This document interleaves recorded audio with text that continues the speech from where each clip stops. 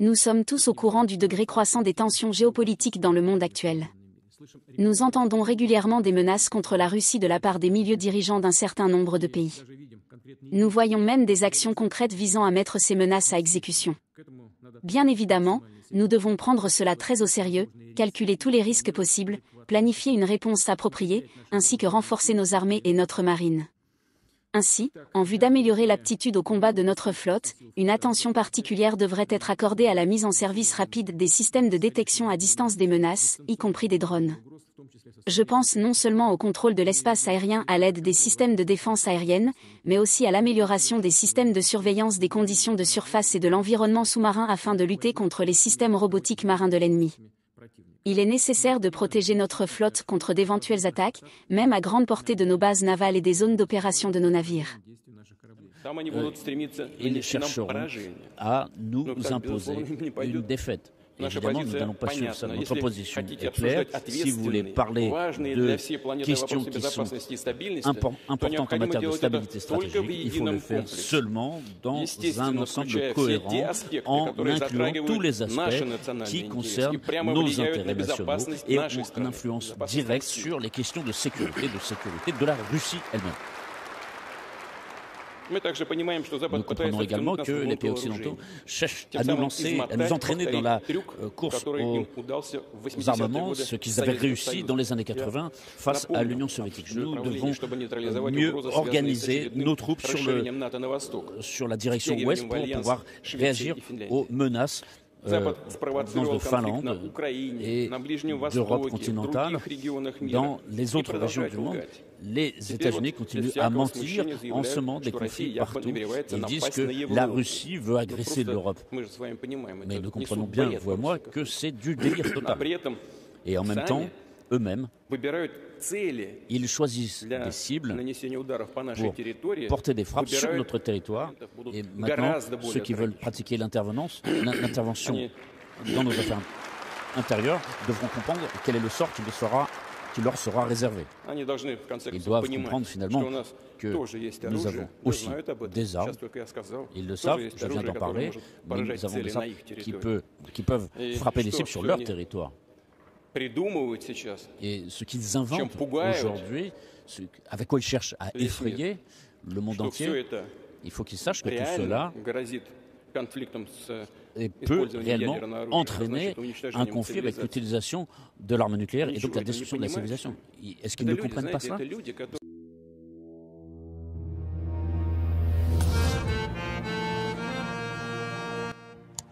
Continuer, nous ne permettrons à personne de pratiquer l'ingérence dans nos affaires intérieures. L'Occident, avec ses élans colonialistes qui cherchent à semer partout des conflits partout dans le monde, veut freiner notre développement. Ce qu'ils veulent, c'est une Russie dépendante, mourante et un espace libre où ils pourraient imposer ce qu'ils veulent. Et en fait, ce qu'ils voudraient, c'est surtout faire de la Russie la même chose que ce qu'ils ont fait dans beaucoup d'autres régions du monde, et en particulier en Ukraine.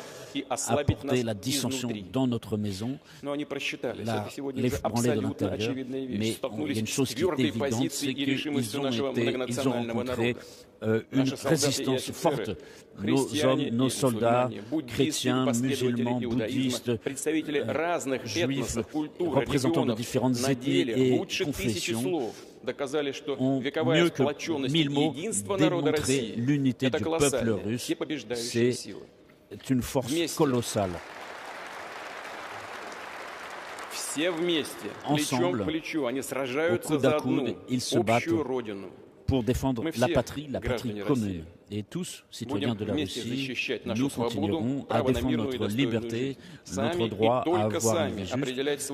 Ce n'est qu'à nous seuls, de défendre, de déterminer notre avenir, notre voie de développement et de résoudre les missions que nous sommes fixées, conformément à notre vision du monde, à nos traditions, à notre foi, que nous transmettons à nos enfants. Chers amis, la défense, le renforcement de notre souveraineté dans tous les domaines, avant tout sur le front, où avec abnégation nos soldats se battent. Je remercie tous ceux qui se battent pour les intérêts de la patrie.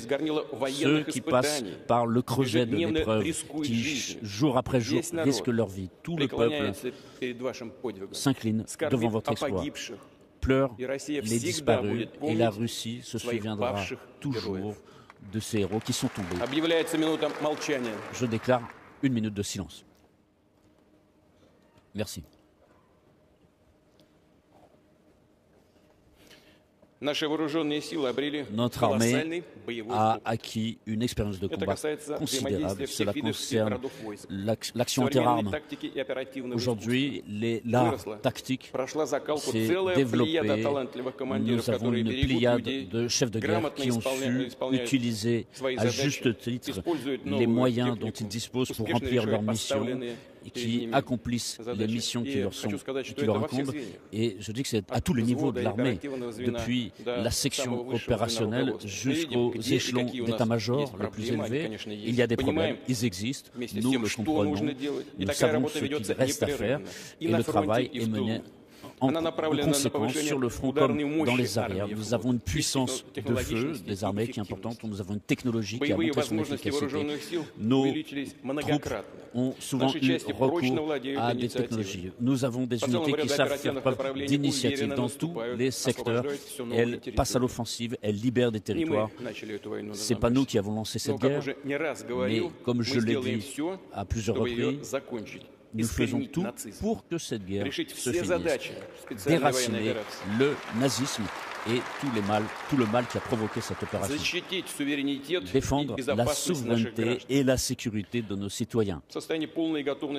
L'état de préparation de nos forces comprend aussi l'état de préparation de nos forces nucléaires, les armements dont j'avais parlé déjà lors de mon allocution de 2018. Tout cela est aujourd'hui en dotation à l'armée ou en cours d'achèvement. Le système Kinjal, par exemple, n'est pas seulement en doté, mais il est utilisé largement pour frapper des cibles au cours de l'opération militaire spéciale. De même, nous avons déjà employé au combat le système Tsirkon hypersonique, et nous n'en avons pas beaucoup parlé, mais ce système est déjà en dotation dans les unités. Nous avons aussi le système avant-garde également hypersonique, nous avons le système Peressuet, nous achevons les essais de missiles balistiques Poséidon, nous avons tous ces systèmes qui ont prouvé leurs caractéristiques uniques. Les objectifs qui ont été fixés sont honorés notamment par la mise en service des missiles Sarmat. Ils sont aujourd'hui en permanence chaque jour. Nous travaillons sur d'autres systèmes d'armes. Les recherches se poursuivent et les succès en la matière nous seront dévoilés prochainement. La Russie est prête au dialogue avec les États-Unis d'Amérique sur la stabilité en matière de sécurité, mais il faut bien comprendre ici que nous avons affaire à un État dont les milieux dirigeants mènent des actions ouvertement hostiles envers notre pays. Ils sont vraiment sérieux dans leur volonté de parler de stabilité stratégique et en même temps, comme ils le disent eux-mêmes, imposer une défaite cuisante à la Russie sur le champ de bataille. On peut donner un exemple de cette hypocrisie. Récemment, on entend de plus en plus parler d'accusations directes envers la Russie en disant qu'elle veut déployer des armes nucléaires dans l'espace. Ce mensonge, c'est un mensonge, est lancé exprès pour nous forcer à des discussions exclusivement avec les États-Unis. Et il bloque toutes les initiatives que nous avons lancées déjà depuis plus de 15 ans, notamment sur l'accord justement interdisant le déploiement d'armes nucléaires dans l'espace. Ça avait été proposé déjà en 2008. Alors de quoi il parle? C'est incompréhensible. Nous avons donc toutes les raisons de supposer que les propos des autorités américaines américaines aujourd'hui disent qu'ils veulent parler avec nous de stabilité stratégique, ce n'est que de la démagogie à la veille des élections présidentielles aux États-Unis. Ils veulent montrer à leurs citoyens et au reste du monde que c'est eux qui dirigent le monde sur ces questions, là où les États-Unis ont leurs intérêts à défendre. Et ils parleront avec la Russie si c'est nécessaire, et là où ils n'en ont pas besoin, ils ne parleront pas, comme ils le disent eux-mêmes. Ils chercheront à nous imposer une défaite. Évidemment, nous n'allons pas suivre ça. Notre position est claire. Si vous voulez parler de questions qui sont importantes en matière de stabilité stratégique, il faut le faire seulement dans un ensemble cohérent, en incluant tous les aspects qui concernent nos intérêts nationaux et ont une influence directe sur les questions de sécurité de la Russie elle-même. Nous comprenons également que les pays occidentaux cherchent à nous lancer, à nous entraîner dans la course aux armements, ce qu'ils avaient réussi dans les années 80 face à l'Union soviétique. Je vous rappelle que dans les années 1980-1985, la défense était 13% du PIB et notre objectif est de faire en sorte de développer notre secteur de la défense, mais le développer en matière de recherche scientifique, en matière industrielle, de façon la plus rationnelle possible dans la gestion des ressources pour assurer une économie efficace de nos forces de défense. Et ce qui est important, c'est d'augmenter le rythme de développement des outils économiques sur le plan social et en même temps garantir notre défense dans les airs, sur terre et en mer, selon les principes d'organisation, avec des systèmes de drones, des systèmes de défense antiaérienne, des systèmes de reconnaissance tactique avec des armes de haute précision et d'autres systèmes permettant de porter des frappes. Nous devons mieux organiser nos troupes sur la direction ouest pour pouvoir réagir aux menaces de Finlande et d'Europe continentale. Dans les autres régions du monde, les États-Unis continuent à mentir en semant des conflits partout. Ils disent que la Russie veut agresser l'Europe. Mais nous comprenons bien, vous et moi, que c'est du délire total.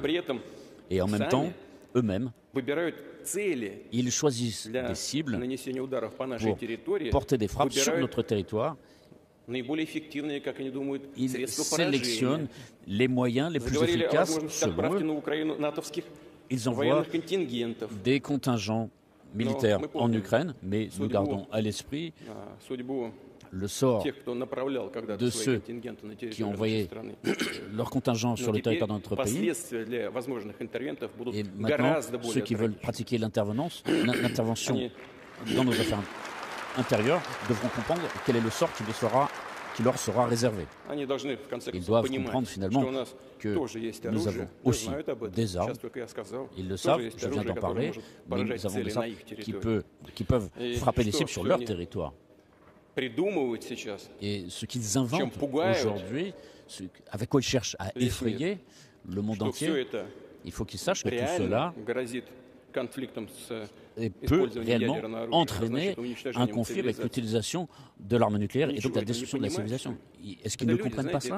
Vous savez, ce sont des gens qui n'ont pas vécu de véritables épreuves. Ils ne savent pas ce qu'est la guerre. Même nous, même notre génération, on est passé par des épreuves pareilles. Dans la lutte contre le terrorisme, par exemple, dans le Caucase. Aujourd'hui, dans le cadre du conflit en Ukraine, nous sommes confrontés à cette menace. Ils pensent que c'est comme des dessins animés pour eux. Que leur dire? Effectivement, la russophobie, comme toute idéologie de racisme et de supériorité nationale et d'exclusivité, elle aveugle, elle prive de raison. Les agissements des États-Unis et de leurs satellites ont provoqué la destruction du système de défense et de sécurité européen. Cela concerne tout le monde. Et ici, ils ont tout passé. Il est difficile maintenant, dans un avenir proche, de pouvoir restaurer un système d'indivisibilité de la sécurité. Nous sommes prêts à mener des discussions là-dessus avec tous ceux qui sont intéressés. Et je le souligne encore une fois, je pense qu'aujourd'hui, c'est important. Sans Russie souveraine et forte, il n'y aura pas d'équilibre mondial.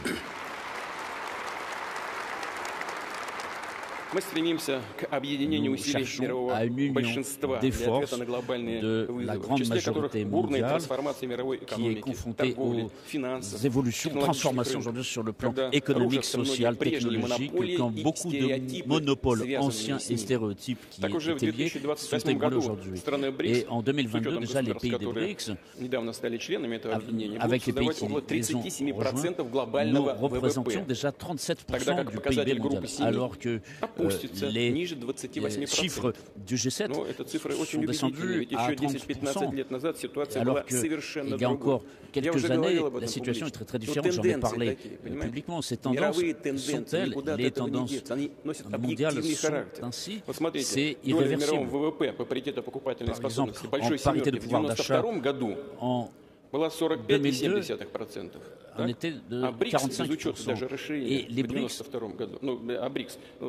et sans cette extension, n'était qu'à 16% en 1992. Et en 2022, le G7 est à 34%.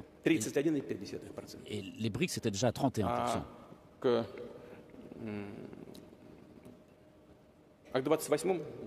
Et en 2028, la situation aura encore changé et les BRICS représenteront 36% du PIB mondial. Pour le G7, 2028, on devrait être à 27%. C'est irréversible. C'est une réalité objective, quoi qu'il se passe, même y compris en Ukraine. Nous allons continuer à travailler avec les pays qui nous sont proches, les pays amis, des corridors logistiques. Nous lançons une nouvelle architecture financière mondiale sans ingérence extérieure et les pays occidentaux eux-mêmes discréditent leur propre système. Si la branche sur laquelle ils sont assis. Et nous travaillons avec des partenaires sur le principe d'égalité entre les pays dans le cadre de la communauté économique eurasiatique, l'Organisation de coopération de Shanghai et d'autres organisations. Nous voyons de plus en plus de pays intéressés. Les perspectives sont très importantes, notamment dans le cadre de ce grand partenariat eurasiatique avec des processus d'intégration, avec l'Union, notamment l'Union économique eurasiatique et le projet chinois, une ceinture de route. Le dialogue de la Russie se développe aussi avec les pays de l'ASEAN et la percée a été le sommet Russie-Afrique l'an dernier. Les pays du Sud veulent une véritable souveraineté et nous soutenons cet effort. La Russie a de bonnes relations avec les pays arabes. Ils représentent une civilisation particulière dans le nord de l'Afrique et au Moyen-Orient qui se développe. Et avec nos amis arabes, nous cherchons de nouveaux points de convergence pour travailler ensemble et nous ferons la même chose avec les pays d'Amérique latine. Et je prie en particulier le gouvernement d'augmenter ses aides dans la promotion de la langue russe à l'étranger et notamment en priorité dans les pays de la CEI, mais aussi ailleurs. Les propos de Vladimir Poutine soulignent plusieurs aspects de la position géopolitique de la Russie et ses préoccupations face aux tensions internationales croissantes. Voici quelques points clés et une analyse de ces déclarations. 1. Menaces perçues contre la Russie. Poutine évoque des menaces émanant des dirigeants de certains pays et les actions concrètes visant à les exécuter. Cette perception des menaces justifie, selon lui, la nécessité de renforcer les capacités militaires de la Russie, notamment par l'amélioration des systèmes de détection à distance et des drones. Cette rhétorique vise à légitimer l'augmentation des dépenses militaires et le développement technologique dans le domaine de la défense. 2. Course aux armements, il accuse les pays occidentaux, particulièrement les États-Unis, de chercher à entraîner la Russie dans une course aux armements similaire à celle des années 80. Cette référence historique souligne une méfiance persistante envers l'Occident et rappelle les efforts antérieurs pour affaiblir l'Union soviétique par des pressions économiques et militaires. Poutine semble vouloir éviter une répétition de cette situation en soulignant la nécessité d'une réponse stratégique et mesurée. 3. Souveraineté et ingérence étrangère. Poutine réaffirme la détermination de la Russie à ne pas permettre d'ingérence dans ses affaires intérieures. Il dépeint les actions des États-Unis et de leurs alliés comme des tentatives coloniales visant à freiner le développement russe et à imposer leur hégémonie. Cette défense de la souveraineté nationale est utilisée pour renforcer le soutien interne et justifier les actions du gouvernement contre ce qu'il perçoit comme des interventions extérieures. 4. Utilisation potentielle des armes nucléaires. Poutine avertit que les actions occidentales pourraient mener à un conflit nucléaire, entraînant la destruction de la civilisation. Cette déclaration est une démonstration de force, destinée à dissuader toute agression contre la Russie. En soulignant la possession d'armes nucléaires capables de frapper des cibles sur le territoire ennemi, il cherche à rappeler les conséquences catastrophiques d'une escalade militaire. 5. Union nationale et diversité religieuse. Poutine met en avant l'unité des citoyens russes de différentes confessions et origines, combattant ensemble pour défendre la patrie. Cette référence à l'unité nationale vise à renforcer le moral et la cohésion sociale en période de tensions internationales et de conflits. 6. Relations internationales et alliances. Il souligne l'importance des alliances stratégiques de la Russie avec les BRICS, l'ASEAN et les pays arabes, ainsi que le développement de nouvelles architectures financières et logistiques mondiales. Poutine présente ces alliances comme des contrepoids à l'influence occidentale, cherchant à renforcer la position de la Russie sur la scène internationale en diversifiant ses partenariats économiques et politiques. En somme, les déclarations de Vladimir Poutine reflètent une stratégie de renforcement militaire, de défense de la souveraineté nationale et de développement de relations internationales diversifiées pour contrer l'influence occidentale. Cette rhétorique vise à galvaniser le soutien interne, dissuader les adversaires et positionner la Russie comme une puissance incontournable dans un monde multipolaire. Plusieurs leçons de vie peuvent être tirées de ces propos de Poutine. 1. Anticipation et préparation. Poutine a dit « Nous devons prendre cela très au sérieux, calculer tous les risques possibles, planifier une réponse appropriée, ainsi que renforcer nos armées et notre marine. » Application personnelle, toujours être prêt à faire face aux défis. Cela signifie anticiper les problèmes potentiels dans votre vie personnelle et prendre des mesures pour les prévenir. Par exemple, si vous prévoyez des difficultés financières, mettre de l'argent de côté pour les imprévus peut être une bonne stratégie. Application professionnelle, dans le monde du travail, cela peut signifier élaborer des plans de gestion des risques pour des projets importants. Par exemple, dans la gestion de projet, il est essentiel d'identifier les risques potentiels et de planifier des solutions pour les atténuer avant qu'ils ne deviennent des problèmes. 2. Résilience et détermination. Propos de Poutine, nos hommes, nos soldats, chrétiens, musulmans, bouddhistes, juifs, représentants de différents États et confessions, ont mieux que 1000 mots démontré l'unité du peuple russe. Application personnelle, faire preuve de résilience face aux difficultés. Par exemple, si vous échouez à un examen important, utilisez cette expérience pour identifier vos faiblesses et travailler plus dur pour réussir la prochaine fois. Application professionnelle, sur le lieu de travail, cela signifie persister dans vos efforts malgré les échecs. Si un projet échoue, analysez les raisons de l'échec, apprenez de vos erreurs et améliorez votre approche pour les projets futurs. 3. Unité et collaboration. Propos de Poutine, ensemble, au coude à coude, ils se battent pour défendre la patrie commune. Application personnelle, valorisez les relations et le soutien de la famille et des amis. Par exemple, travailler ensemble avec votre famille pour surmonter une crise financière peut renforcer vos liens et rendre la situation plus gérable. Application professionnelle, encouragez le travail d'équipe et la collaboration. Par exemple, dans un environnement de bureau, travailler en équipe sur un projet peut conduire à des idées innovantes et à une meilleure efficacité. 4. Souveraineté et indépendance. Propos de Poutine, ce n'est qu'à nous seuls, de déterminer notre avenir, notre voie de développement. Application personnelle, développer une autonomie et une indépendance dans la gestion de sa vie. Par exemple, prendre des décisions basées sur vos propres valeurs et croyances, plutôt que d'être influencé par les opinions des autres. Application professionnelle, être autonome dans votre travail. Par exemple, prendre des initiatives pour résoudre des problèmes sans attendre des directives explicites peut vous rendre plus précieux pour votre employeur. 5. Vision stratégique.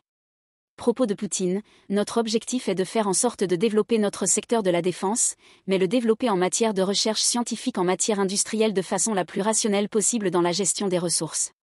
Application personnelle, avoir une vision claire de vos objectifs de vie.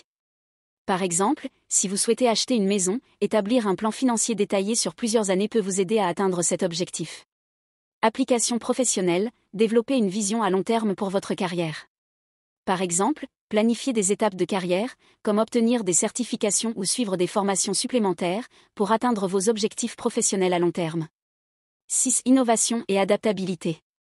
Propos de Poutine, nous travaillons sur d'autres systèmes d'armes. Les recherches se poursuivent et les succès en la matière nous seront dévoilés prochainement. Application personnelle, être ouvert au changement et prêt à adopter de nouvelles approches. Par exemple, apprendre une nouvelle compétence ou s'adapter à une nouvelle situation de vie peut améliorer votre résilience et votre capacité à réussir. Application professionnelle, encourager l'innovation et la créativité au sein de votre équipe. Par exemple, proposer et mettre en œuvre de nouvelles idées pour améliorer les processus de travail peut augmenter l'efficacité et la satisfaction au travail. 7. Investissement dans le développement. Propos de Poutine, la Russie est prête au dialogue avec les États-Unis d'Amérique sur la stabilité en matière de sécurité. Application personnelle, investir dans votre développement personnel. Par exemple, suivre des cours en ligne ou des formations pour améliorer vos compétences et connaissances peut ouvrir de nouvelles opportunités. Application professionnelle, encourager le développement des compétences au sein de votre équipe. Par exemple, offrir des opportunités de formation continue et de développement professionnel à vos collègues peut améliorer la performance globale de l'équipe et favoriser un environnement de travail positif. En appliquant ces leçons de vie inspirées des propos de Poutine, vous pouvez non seulement améliorer votre résilience et votre préparation face aux défis, mais aussi renforcer vos relations, accroître votre autonomie et votre vision stratégique, et encourager l'innovation et le développement personnel et professionnel. Partagez avec nous vos avis en commentaire.